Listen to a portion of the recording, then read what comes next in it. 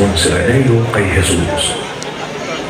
Ang sa Escriturang saysay, may isang lalaki naman na taga Sireneng bayan na kanilang inupahan, pinahaliling pumasaan.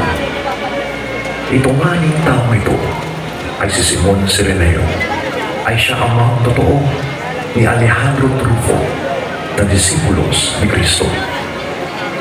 Tinawag ng mga sundalong Romano ang isang lalaking nagngangalang Simon upang tulungan si Jesus sa pagpasan ng krus. Tinitigan ni Simon ang mukha ng taong tinatawag nilang propeta mula sa Nazareth. Habang buhat niya ang krus, muli niyang tinitigan ang hapis ng mukha ni Jesus. Iyawan ang mukha na di niya malilimutan. Magkaagapay, ilahak ni Jesus at Simon ang daan ng krus hanggang Golgota. Ang imahen ng pagtulong ni Simon Sireneo kay Jesus ay nasa pangalaga ng Pamilya Veterana at Katipunan ng Barangay Libis at Libis.